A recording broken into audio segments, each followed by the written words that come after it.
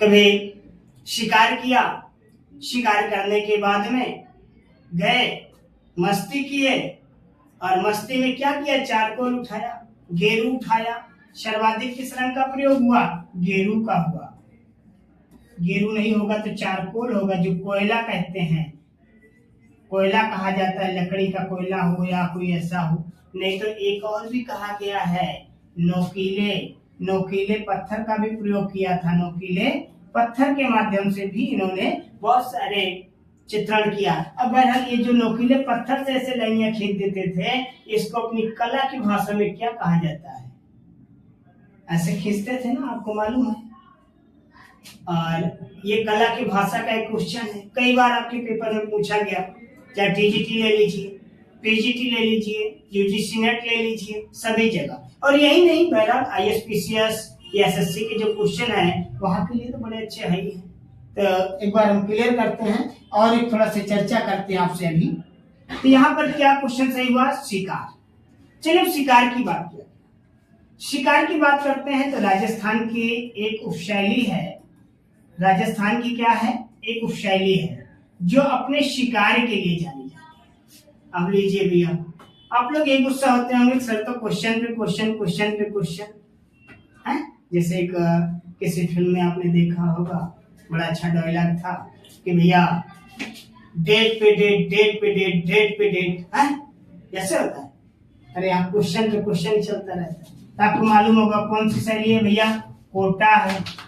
कोटा किस कार्य के लिए जाना गया, मुख्यतः शेर के शिकार के लिए जाना गया। कोटा किस शैली की उपशैली है, राजस्थान की है। अब राजस्थान की बात करते हैं तो यहाँ को 4 भागों में बांटा गया। अब मैं नहीं बताना, क्रम वाइज आपको बताना है। मेवाड़, मारवाड़, हड़ौती, ढूंढार। फिर उन शैलियों के बारे में भी कहा गया, जैसे मेवाड़ यहाँ मैं पहले लिख देता हूँ, यहाँ मेवाड़ लिख दिया। अब बोला भैया मेवाड़ तो है, अकेला नहीं है, ये भी 4-6 को लेकर के आया है, अकेला नहीं है ना, फिर भी 4-6 को ले आया है।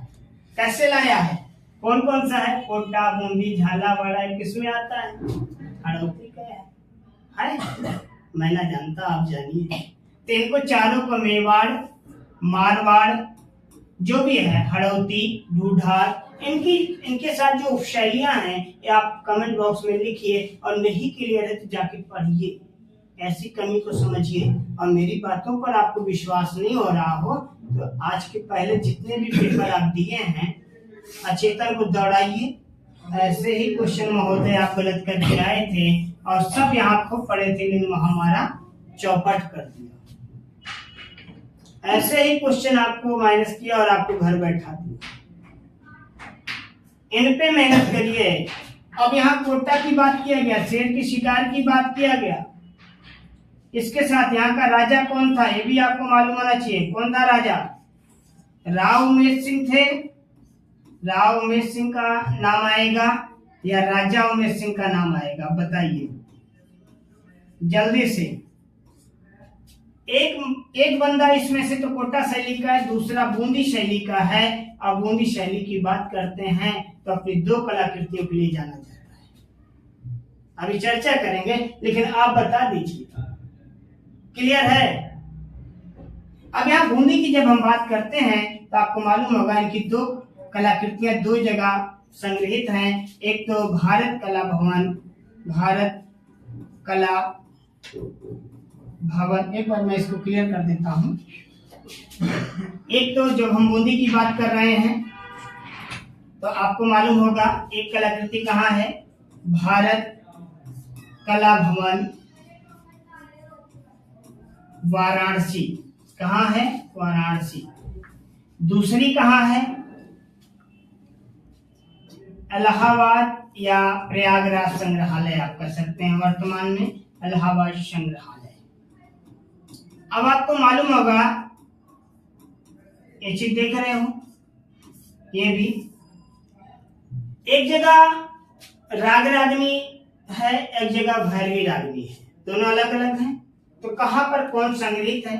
अब भारत कला भवन की बात करते हैं तो 1920 ईस्वी में स्थापना किसने किया, राय कृष्णदास ने किया। किसने किया, राय कृष्णदास की बात। अब इसके सभापति की बात करते हैं।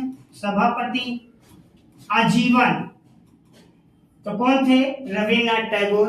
रविन्द्रनाथ टैगोर की बात करते हैं तो 1861 ईस्वी में कहाँ जन्म हुआ था? झोरा छापो, पश्चिम बंगाल, कोलकाता। सभापति उप सभापति की बात करते हैं तो अवनी बाबू मतलब अवनीन्द्र नाथ टैगोर रहे, ये आजीवन उप सभापति रहे। बहरहाल जब भी कला भवन की बात आए, जब भी कला भवन की बात किया जाए तो आपके माइंड में 3 कला भवन आने चाहिए। एक तो भारत भवन। भारत भवन कहाँ है?